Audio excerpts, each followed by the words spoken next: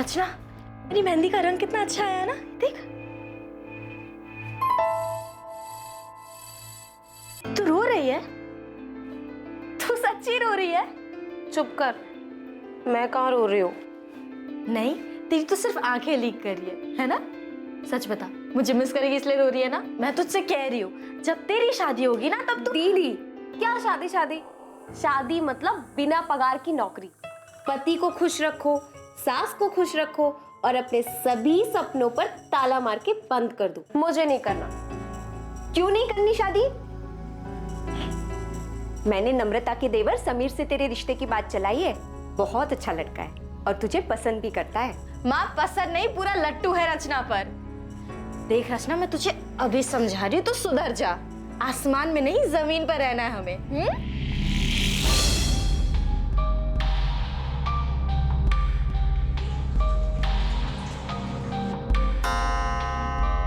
माँ जी, आपकी दवाई का वक्त हो गया।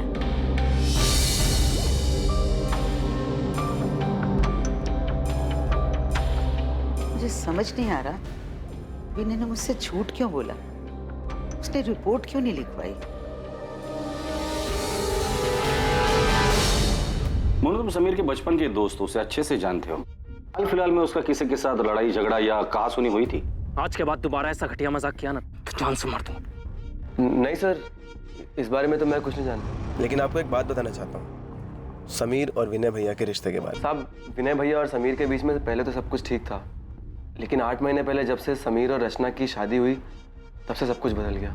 लेकिन रचना तो विनय की बीवी नम्रता की सगी बहन थी ना? जी सर, लेकिन नम्रता भाभी और रचना में बहुत फर्क था। जहाँ भाभी ने आज तक पूरे परिवार को संभाल के रखा, वहीं रचना ने उन्हें आते ही अलग कर दिया। माँ, मुझे समझ नहीं आ रहा है कि आज इतने सालों बाद अचानक मेरी दुकान और आपका टिफिन बिजनेस वाली बात क्यों उठ रही है? क्योंकि समीर को अपने हक का एहसास हो गया है जीजा जी। हक का एहसास तो तुमने करवा दिया रचना, तो अब लगे हाथ इसे जिम्मेदारी का एहसास भी करा दो। एहसास तो आपको होना चाहिए ना जीजा जी। समीर कोई छोटा बच्चा नहीं है जो आप उस पर अपना हुक्म चलाते रहे और वो चुपचाप सुनता रहे। रचना, ये कोई तरीका है अपने जीजा जी से बात करने का? तरीका तो इनका गलत है दीदी। छोटे भाई का हक छीन रहे हैं ये। मैं हक छीन रहा हूँ अपने छोटे भाई का? सही तो कह रही है भैया, क्या गलत कहा रचना ने? लेकिन समीर भैया, इन दोनों से कुछ बोलने का कोई फायदा नहीं है। इसके बाद से उनके घर में काफी तनाव रहने लगा। आपने खाना नहीं खाया तो दूध तो पी लीजिए। उन्होंने कुछ कहा क्या तुमसे? विनय ने मुझसे झूठ क्यों बोला? उसने रिपोर्ट क्यों नहीं लिखवाई? नहीं, मगर आपने पुलिस में शिकायत क्यों नहीं की? तुम मुझ पे शक कर रही हो? विनय, देखिए, मैं आपका दर्द समझती हूँ। मैं भी रचना से उतना ही प्यार करती थी जितना आप समीर से। सर, ये समीर के कॉल रिकॉर्ड बिल्कुल क्लीन है। लेकिन सर, रचना के कॉल रिकॉर्ड्स में ये एक नंबर है जिससे बार बार कॉल्स आते हैं। सर, ये नंबर किसी कपिल चोकसी के नाम पे रजिस्टर्ड है। सर, फिलहाल ये नंबर स्विच ऑफ है, लेकिन हमें कपिल चोकसी का एड्रेस मिल गया है। और ये नंबर जिस पर रचना की आखिरी बार बात हुई थी, ये किसका है? और मैं फिर से बोल रही हूँ, समीर के सामने कुछ भी मत बोलना। सर, ये नंबर किसी हरीश अय्यर के नाम पे रजिस्टर्ड है। फिलहाल ये नंबर स्विच ऑफ है और इसका एड्रेस फेक है। इस कपिल चोकसी को उठाकर लेकर आ और हरीश अय्यर के बारे में पता करो।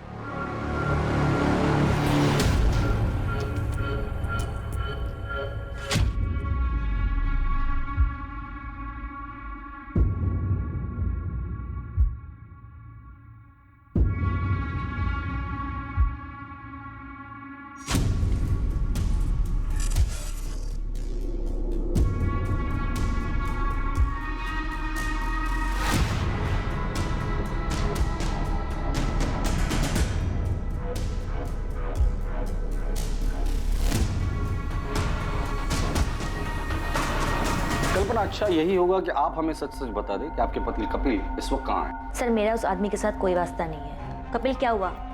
इतना डरे हुए क्यों हो? हाँ, क्या किया तुमने? मैंने कुछ नहीं किया है। मैं भी तुम्हें कुछ नहीं बता सकता। अगर पुलिस रचना के बारे में पूछे तो पुलिस को बता देना कि मैं रचना के बारे में कुछ नहीं जानता। अब मुझे जाना होगा। कपिल! आपके पति कपिल का रचना के साथ अफेयर था, ये बात आपको पता भी थी, और फिर भी आपने कुछ नहीं किया।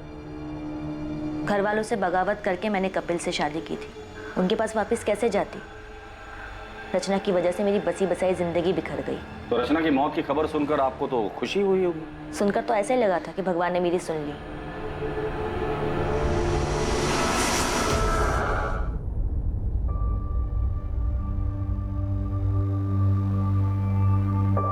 मैं तुमसे प्यार करने लगा हूँ। शादी करोगे मुझसे?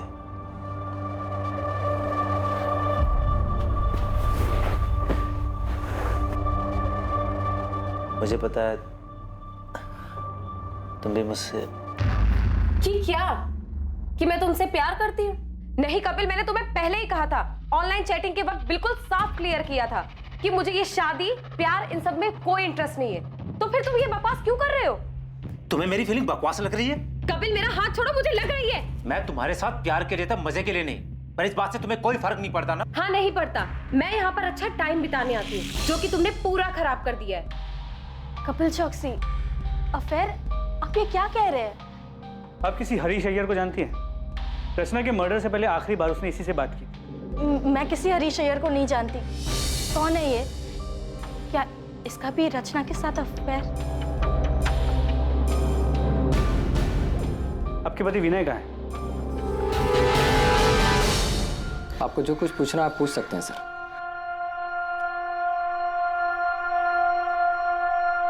नम्रता, उस रात विनय काफी देर से घर लौटा था ना? 17 सितंबर की रात को मेरा टेम्पो बिगड़ गया था सर। गैराज का रसीद है मेरे पास, जहां से मैंने टेम्पो ठीक करवाया था। समीर और रचना 17 सितंबर को गायब हुए थे और 20 सितंबर तक तुमने उनकी मिसिंग कंप्लेंट नहीं लिखवाई थी। क्यों? क्योंकि समीर की शादी के बाद ऐसा 2-3 बार पहले भी हो चुका था। समीर और रचना अक्सर बिना बताए घूमने चले जाते थे। मैंने सोचा 1-2 दिन में लौट आएंगे। सर यही सच है। और दुकान के किराए के पीछे हुए झगड़े का सच, वो क्या था? सर रचना के उकसाने पर हमारे बीच झगड़ा हुआ था, लेकिन समीर हमेशा से जिद्दी रहा है। ये मनमानी करना उसके लिए कोई नई बात नहीं थी। समीर और रचना की शादी को सिर्फ 8 महीने हुए थे और इन महज 8 महीनों में ही समीर और उसके बड़े भाई विनय के बीच अलगाव पैदा हो गया था। ये बात भी सामने आई थी कि शायद रचना का किसी कपिल चौकसी के साथ अफेयर था। लेकिन अब जो खबर सामने आने वाली थी वो शुक्ला परिवार को पूरी तरह से झकझोर कर रख देने वाली थी। तुझे क्या लगा था? तू बताएगा नहीं तो हमें पता नहीं चलेगा? बोल, समीर के मर्डर से 1 दिन पहले तुम दोनों का किस बात को लेकर झगड़ा हुआ था? आज के बाद दोबारा ऐसा घटिया मजाक किया ना तो जान से मार दूं। तुझे भरोसा नहीं है ना मेरी बात पे? ये देख, देख अपनी आंख से। ऐसा क्या था उस वीडियो में कि समीर के होश उड़ गए? बता दो। रचना का सच जो इत्तेफाक से मेरे सामने आ गया। सर वो कुछ 3-4 हफ्ते पहले मेरा दोस्त पंकज इंदौर से आया हुआ था। हम दोनों होटल के कॉरिडोर से बाहर आ ही रहे थे कि वहां मुझे रचना दिखी। वो किसी आदमी के साथ थी। मुझे देखकर ये बहुत झटका लगा। मेरे कुछ समझ में नहीं आया तो मैंने तुरंत अपना फोन निकाला और उनके कमरे में अंदर जाने की वीडियो बना ली ताकि समीर को दिखा सकूं। कौन है आदमी? सिर्फ ये एक आदमी नहीं है, मैंने उस होटल के वेटर से बात भी की है। हाँ साहब, ये मैडम अक्सर यहाँ आती हैं और इनसे मिलने कई साहब आते हैं।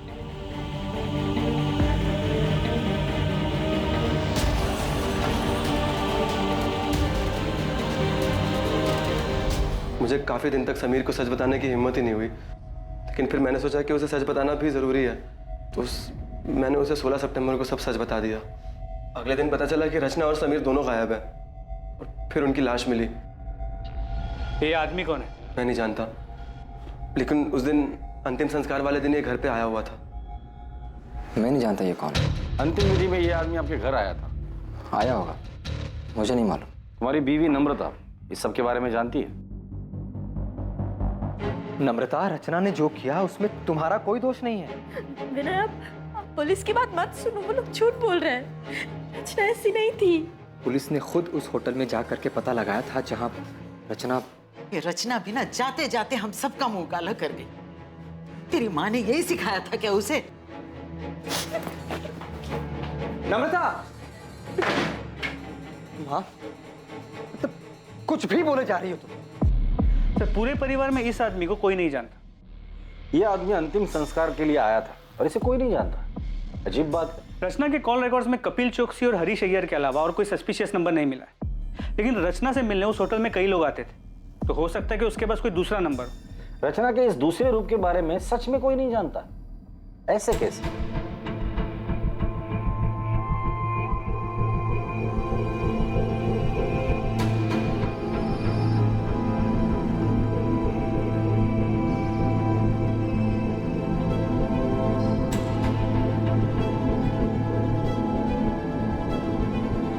रचना की जिंदगी का सच आखिर था क्या, और इस डबल मर्डर के पीछे कौन था और उसका मकसद क्या था, और कितने लोगों को रचना का सच पता था? मंगल, हरीश, विनय, कपिल, क्या इतने ही लोग थे जिन्हें रचना ने चोट पहुंचाई थी, या फिर इस लिस्ट में और भी नाम शामिल होने वाले थे? वैसे मुझे पता नहीं था कि तुम हंसते भी हो। मतलब जब पहले मिले थे तो तुम हमेशा देवदास बने फिरते थे। वो एक दौर था जो अब बीत चुका है। किसी से सच्चा वाला प्यार हो गया था क्या? एक लड़की थी जिससे मैं बहुत प्यार करता था। I'm sorry अगर तुम्हें बुरा लगा तो। अरे नहीं, मैं अब ठीक हूँ। वैसे तुम जिस लड़की की बात कर रही हो वो मेरे लिए 8 महीने पहले ही मर चुकी। जी सर, मैं उसी के घर जा रहा हूँ, पहुँच के अपडेट करता हूँ।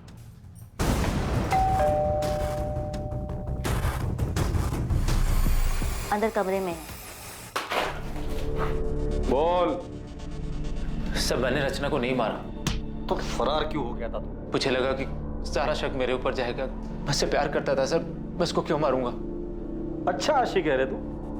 जब तुझे पता चला कि तेरे माशूका के और भी आशिक है तो तूने उसे और उसके पति दोनों को मार डाला। सर मुझे इसके बारे में कुछ नहीं पता है सर। मैं तो उससे शादी करना चाहता था, वो भी राजी थी सर। शादी करोगे मुझसे? नहीं कपिल, मुझे ये शादी प्यार इन सब में कोई इंटरेस्ट नहीं है।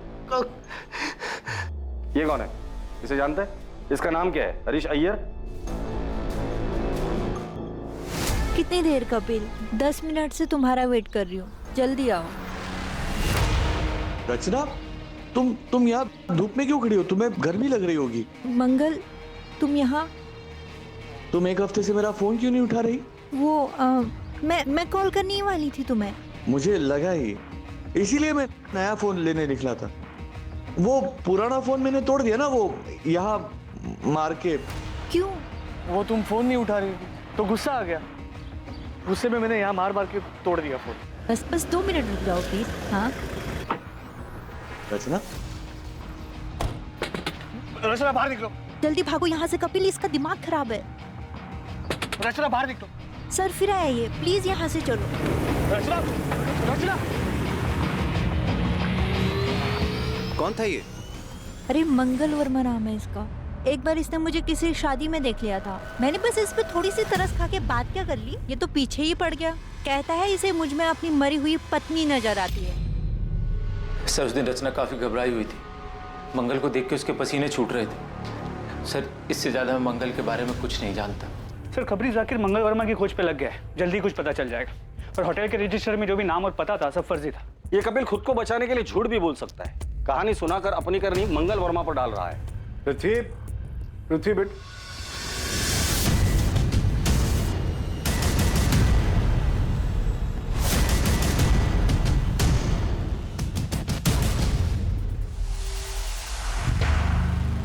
मुझे लगा तू रचना को भूल चुका।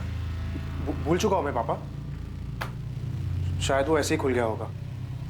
कुछ काम था आपको? मैं तो यहाँ आदित्य के साथ तेरी शादी की बात करने आया था। और तू? वो मुझे अदिति पसंद नहीं आई, मैं शादी नहीं कर सकता उसके साथ। साहब ये मंगल वर्मा है ना साहब, ये बलबीर नगर में रहता है, नियति अपार्टमेंट्स करके बिल्डिंग है, वहीं रहता है।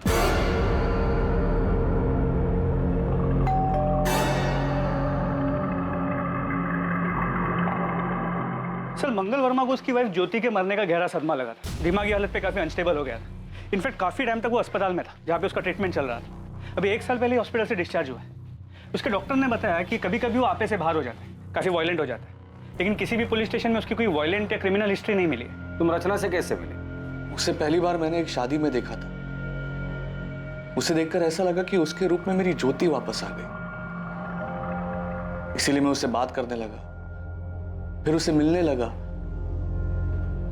बिल्कुल ज्योति की तरह रखता था मैं उसे। वाह, थैंक यू सो मच। खुश हो ना? बहुत ज्यादा। अच्छा मंगल, अब मुझे निकलना होगा, बहुत देर हो रही है। हाँ, अभी मत जाओ ना प्लीज। एक काम करते हैं, हम ना शादी कर लेते हैं, फिर तुम्हें कहीं जाने की जरूरत ही नहीं पड़ेगी। हाँ हाँ बिल्कुल, लेकिन इस बारे में हम बाद में बात करें। कब?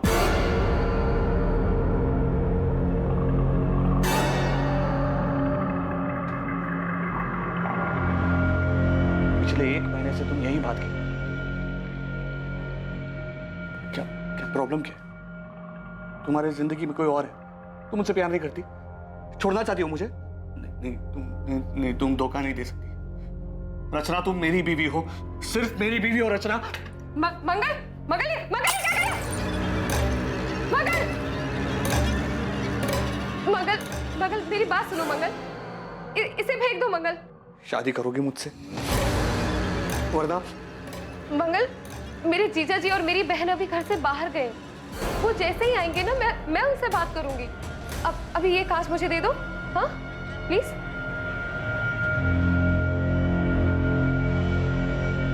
उस दिन के बाद मेरी रचना से कोई बात ही नहीं हुई। बहुत फोन किए मैंने उसे, लेकिन इसने उठाया ही नहीं। रचना के साथ कौन से नंबर पर बात होती थी तुम्हारी? 4441121। रचना ने बेवकूफ बनाया तुम्हें। तुम यहाँ उसे महंगे महंगे तोहफे देते रहे और वो वहां तुम्हारे साथ साथ 4 और लोगों को भी घुमा रही थी। रचना के बारे में ऐसे बात मत करो प्लीज। ये हम नहीं, पूरा इंदौर बोल रहा। तुम नहीं जानते? अरे तुम्हारे जैसे कई आशिक है उसके, उनमें से एक यहाँ जेल में भी है। कहता है कि वो रचना से प्यार करता था और रचना भी उससे प्यार करती। तुम जिस होटल में रचना के साथ जाते थे, रचना वहां और लोगों के साथ भी जाती थी। रचना सिर्फ मेरी थी, उसके बारे में बकवास नहीं समझे? उसके बारे में बकवास मत करना। रचना सिर्फ मेरी थी, बकवास बात मत करो। सर, सिर्फ रचना के एक चक्कर के बारे में सुन के इतना वायलेंट हो सकता है रचना के प्रोस्टिट्यूशन के बारे में पता चल गया और इसी ने उसे मारा। तुम सही कह रहे हो। मंगल रचना से जिस नंबर पर बात करता था उस नंबर का सीडीआर निकलवाओ, उसमें रचना के और भी क्लाइंट्स के नंबर होंगे, उनसे बात करो, उनका बैकग्राउंड चेक करो। अभी तो सिर्फ 2 ही आशिक मिले हैं, पता नहीं लाइन में और कितने आशिक खड़े होंगे। तुमने भागकर अपने पैरों पे कुल्हाड़ी मार ही ली थी। वो तो मैंने सही टाइम पर पुलिस को बुलाकर तुम्हें सब कुछ बर्बाद करने से रोक लिया। आगे अपने बयान पर डटे रहना, और अगर मुझ पर भरोसा हो गया हो तो जैसा जैसा मैं कहूँ ठीक वैसा वैसा करना। जैसा तुम कहोगी वैसा ही करूंगा, बस मुझे यहाँ से निकाल लो। मैं तुमसे वादा करता हूँ दुनिया का सबसे अच्छा पति बन के दिखाऊंगा।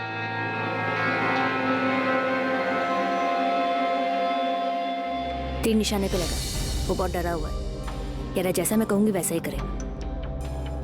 हाँ ओके, शायद रचना की मौत मेरी जिंदगी बना दे।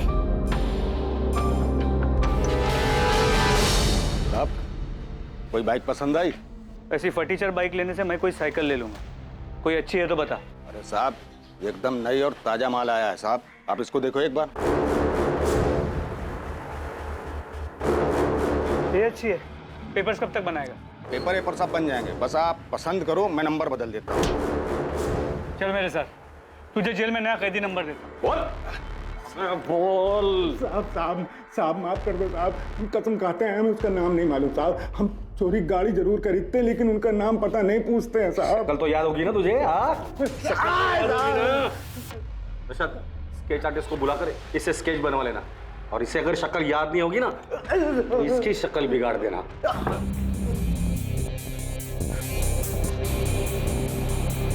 संदिग्ध कई थे, किसी का नाता समीर से था तो किसी का रिश्ता रचना से। असली मुजरिम जो भी था वो दोनों से जुड़ा हुआ और शायद दोनों से ही चोट खाया हुआ था। पर कुछ लोग ऐसे भी थे जो अब भी पर्दे में थे और इसीलिए वो पुलिस के शक के दायरे से भी बाहर थे। उनके इरादे, उनकी मंशा अब भी गुप्त थी, लेकिन जल्द ही सारे नकाब उतरने वाले थे और सच सामने आने वाला था।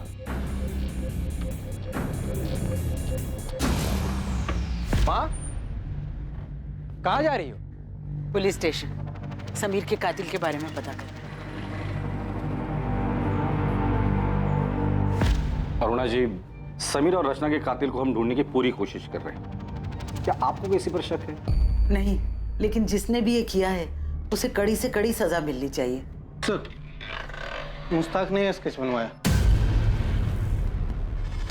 क्या आप इसे जानते हैं? इसने समीर की बाइक बेची थी सर, इसे तो मैंने समीर भैया के साथ देखा था। संध्या। जी भैया। हम लोग आगे ही जा रहे हैं तेरे घर की तरफ से, तुझे छोड़ देंगे। जी। ये पृथ्वी भैया उज्जैन से।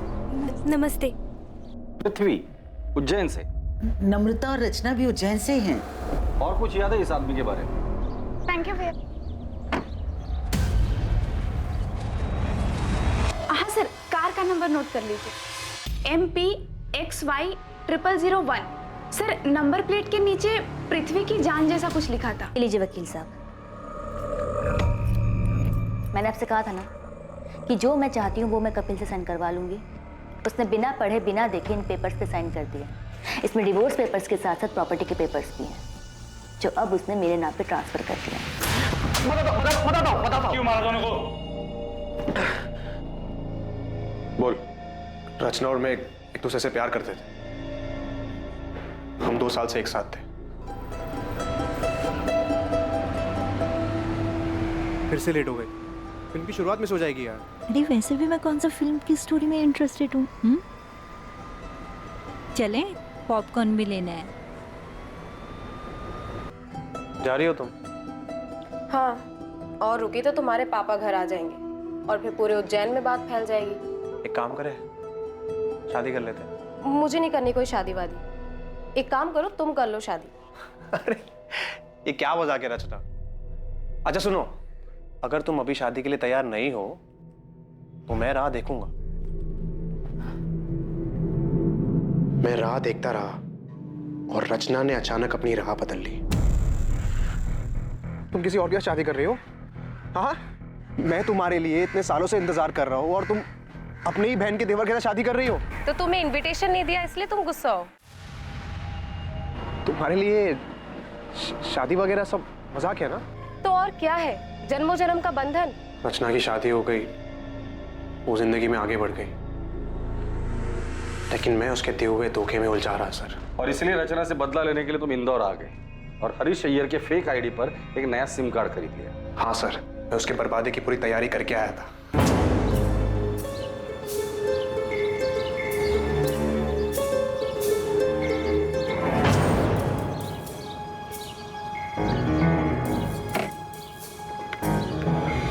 अरे पृथ्वी, तुम यहाँ? और वाह, क्या रूप है। बाय द वे, ये समीर है, मेरे पति। हाय समीर। हाय पृथ्वी। समीर, ये पृथ्वी है, मेरा कॉलेज फ्रेंड। मैंने समीर से दोस्ती कर ली। मैंने बताया कि इंदौर में पापा की ज़मीन है, जिसे मैं बेचने आया हूँ। मैंने ज़मीन का भाव इतना कम बताया कि रचना और समीर दोनों लालच में आ गए। फिर ज़मीन दिखाने और टोकन देने के बहाने मैंने उनको बुलाया। हाँ, हम लोग निकल रहे हैं। हाँ, और समीर ने पैसे भी ले लिए हैं, लेकिन ध्यान रखना समीर को हमारे बारे में पता नहीं चलना चाहिए। अरे नहीं, तुम चिंता मत करो, मैं कोई भी पुरानी बात नहीं करूंगा। मुझे सिर्फ बिजनेस करना है। हम डिनर करके प्लॉट देखने जाएंगे और फिर डील वहीं पे फाइनल कर देंगे। हाँ हाँ ठीक है, और मैं फिर से बोल रही हूँ, समीर के सामने कुछ भी मत बोलना।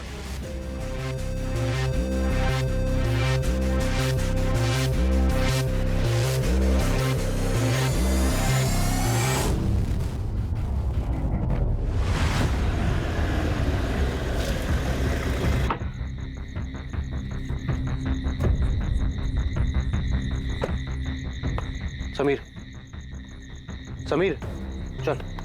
ये कहाँ है? संभाल के, थोड़ा ही आ गया प्लॉट। रचना? हाँ, रचना आएगी पीछे से, आजा।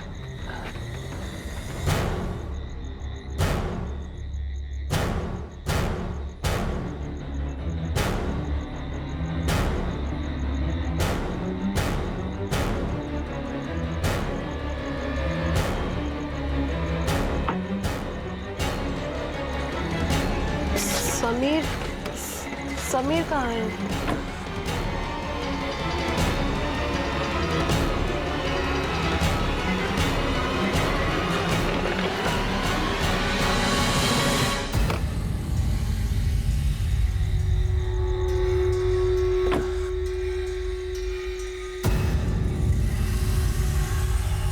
मैंने समीर की लाश वही उज्जैन में छोड़ दी और रचना की लाश मैंने इंदौर में आके फेंक दी।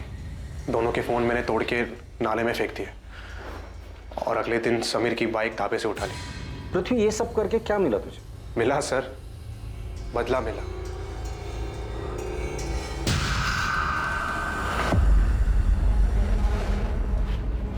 एक मिनट, तुम्हें कैसे पता चला कि समीर और रचना के पास इतना सारा पैसा है कि वो तुम्हारी जमीन खरीद सकते हैं? सच सच बता, ये सारी प्लानिंग तूने अकेले नहीं की थी? सर मुझे बताया गया था कि उनको दुकान का किराया मिलता है, वो कहाँ जाते हैं, कहाँ घूमते हैं, इन सब की डिटेल बताई गई थी। सच सच बता दे, कौन है इस केस का मास्टरमाइंड? सर, ये पृथ्वी सच कह रहा है या अपना किया किसी और के सर पे डाल रहा है? अगर ये पृथ्वी झूठ बोल रहा है तो हमारे पास कोई सबूत नहीं है, लेकिन अगर ये पृथ्वी सच भी बोल रहा है तो हमें उसका कन्फेशन चाहिए होगा। लेकिन मुझे लग रहा है कि ये पृथ्वी हमारे साथ खेल खेल रहा है। सच जानने के लिए हम भी खेल खेलते हैं। उठा दे उसको। पृथ्वी ने सब कबूल कर लिया, तेरी बारी है। अरे मैंने कुछ नहीं किया सर। सर मेरे पति ऐसा नहीं कर सकते। पृथ्वी ने खुद विनय का नाम लिया है। झूठ बोल रहा है पृथ्वी, मेरे पति ऐसा कर ही नहीं सकते। आपके सामने ही आपके पति से हम सच उगलवाते हैं। चलिए बोल, चल बोल। विनय, विनय आप ठीक है ना? उन्होंने आपको कुछ किया तो नहीं? अब तक तो कुछ नहीं किया है, लेकिन आगे का वादा नहीं कर सकते। बेहतर यही होगा कि तू सच बता दे। मैंने कुछ नहीं। तू ऐसे नहीं बोलेगा। लगता है सच उगलवाने की स्पेशल ट्रीटमेंट तुझे देनी ही पड़ेगी। सर मेरा सर मैंने मरवाया रचना और समीर, इन्हें कुछ नहीं पता, इन्होंने कुछ नहीं किया। ये तो क्या कह रही है नम्रता? सच बोल रही है वो। सारा सच हम पहले से ही जानते थे, बस वही सारा सच हम तुम्हारे मुंह से सुनना चाहते थे। इसीलिए तुम्हारे पति विनय को पकड़ने का नाटक हम लोगों ने किया था। सारी कहानी बताओ, सारा प्लान बताओ। सारा प्लान मेरा था। मैं नहीं चाहती थी कि रचना और समीर जिंदा बचे, पर इसके लिए मुझे किसी की मदद की जरूरत थी। तुम्हारा ध्यान कहाँ था? नहीं था। नम्रता, रचना कितनी देर लगा दी यार आने में। मम्मी से कितना झूठ बोलूं तेरे लिए? तो क्या सच बता दोगी? मुझे डांट खाने दोगी? और फिर मैं पृथ्वी मेरे प्यार से कैसे मिलूंगी? नहीं ऐसे नहीं है दीदी, अगर ऐसा नहीं है तो फिर हम कल का भी प्लान बना लें। आप संभाल लोगी ना? हाँ संभाल लूंगी, तू नाटक बंद कर। नम्रता थैंक यू सो मच। अगर तुम नहीं होती तो मैं से रोज मिल भी नहीं पाता। मैं पृथ्वी और रचना के रिश्ते के बारे में कॉलेज से जानती थी। मुझे पता था पृथ्वी उससे कितना प्यार करता था और अब भी करता है, इसलिए मैंने तय किया और पृथ्वी से मिलने चली गई। नम्रता, हाय। आओ ना अंदर। तुम्हें याद है पृथ्वी, कॉलेज में तुम मेरे तेल वाले बालों का कितना मजाक उड़ाते थे। चंपू चाची के नाम से सब जानते थे तुम्हें। चंपू चाची? और वो नाम मैंने रखा था। क्या दिन थे ना वो। याद है तुम रचना के कितने दीवाने थे। नम्रता, रचना की बात फिर कभी मत उठा। मैं अभी भी तकलीफ में हूँ और उसे बुला नहीं पाया हूँ।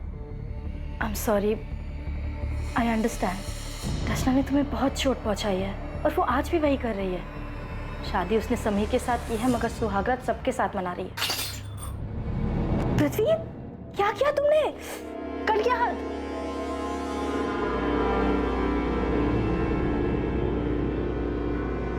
रचना का नाम मेरे सामने कभी मत लेना। बहुत मुश्किल से उसे भूलने की कोशिश कर रहा हूँ।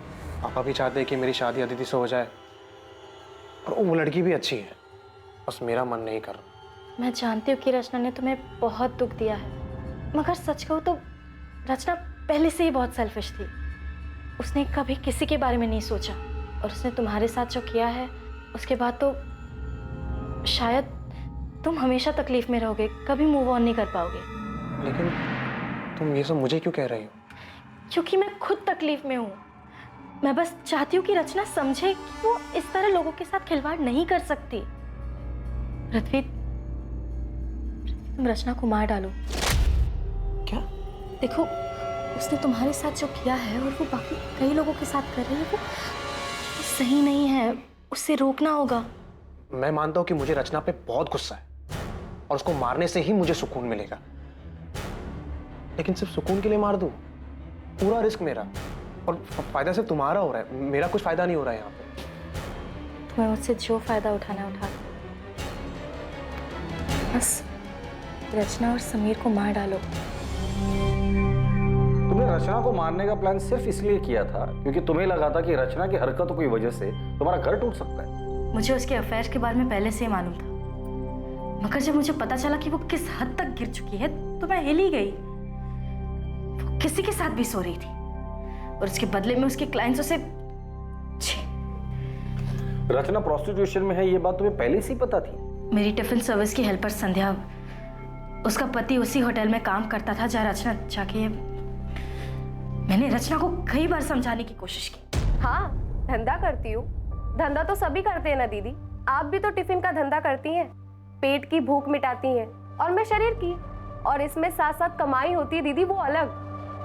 हे भगवान, रचना तो कितनी बेशर्म हो गई है। अगर समीर को पता चला तो, बाकी घर वालों को पता चला तो क्या दीदी, तब की तब देख लेंगे ना। और वैसे भी समीर से कहीं बेहतर मिल जाएंगे मुझे। रचना, तेरे साथ साथ मेरा भी नाम जुड़ा हुआ है। तेरी हरकतों की वजह से मेरा घर टूट जाएगा। अरे हमारे परिवार की बदनामी होगी सो अलग। रचना, माँ को मरे 1 साल भी नहीं हुआ है। सोच उनकी आत्मा को कितनी ठेस पहुंचेगी। अरे दीदी, आप किन बातों को लेकर बैठ गई हो? ये समाज वमाज कुछ नहीं होता है। लोग सिर्फ 4 दिन बातें करेंगे, उसके बाद आगे बढ़ जाएंगे। लेकिन जिंदगी दीदी एक ही है और मैं अपनी जिंदगी अपने मन मुताबिक जीना चाहती हूँ, अपनी मर्जी से। रचना समझ ही नहीं रही थी।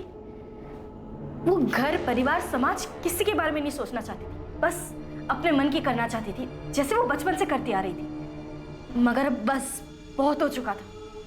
मैं उसे अपना घर उजाड़ने नहीं दे सकती थी। लेकिन समीर को क्यों मरवाया? पूरा किराया देकर आपने कोई एहसान नहीं किया मुझे। वैसे भी वो मेरा हक है जो पिछले कई सालों से आप मुझसे छीनते आ रहे हैं। मैं छीनते आ रहा हूँ? मैं छीनते आ रहा हूँ? हाँ, तुम।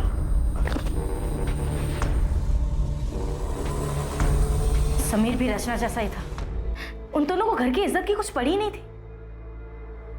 वो दोनों तो बस घर की शांति खराब करने पे तुले थे। उन्हें बस बर्बाद करना आता था। वो दोनों तुम्हारा घर बर्बाद कर देंगे, इस डर से तुमने खुद अपने हाथों से अपना घर बर्बाद कर लिया है। मैंने मुझसे गलती हो गई, लेकिन मैं डर गई थी। मुझे लगा कि रचना की सच्चाई जानकर आप मुझे छोड़ देंगे। हमारे परिवार की इज्जत, समाज, हम सबको क्या मुंह दिखाते हैं। गुस्सा मेरे अंदर भी था, लेकिन तुम अपने गुस्से और नफरत में इतनी अंधी हो गई थी कि तुमने इतना भी नहीं सोचा कि जो आग तुम लगाने जा रही थी वो तुम्हारा अपना घर भी राख कर देगा। तुमने सब कुछ खत्म कर दिया नम्रता।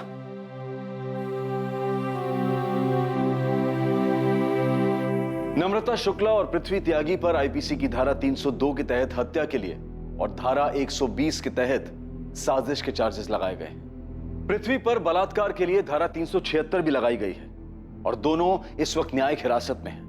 रचना का शादी और समाज की मर्यादाओं की परवाह किए बिना बेलगाम जीना नम्रता को मंजूर नहीं था। नम्रता को जो डर था उसके लिए वो अपने पति से बात कर सकती थी। कई बार गलत ख्याल हम पर हावी हो जाता है, लेकिन किसी अपने से, किसी करीबी से बात करने से हम वो गलत कदम उठाने से बच सकते हैं। कुछ भी करने से पहले ये जरूर सोचें कि उसका आप पर और आपके परिवार वालों पर क्या असर होगा। अब मैं अनूप सोनी आपसे विदा लेता हूं, फिर मुलाकात होगी एक नए केस के साथ। देखते रहें क्राइम पेट्रोल सतर्क, सोमवार से शुक्रवार रात 11 बजे। और याद रखें, क्राइम और आपके बीच में सिर्फ इतना फर्क है कि आप कितने सतर्क हैं। सतर्क रहें, सुरक्षित रहें। जय हिंद।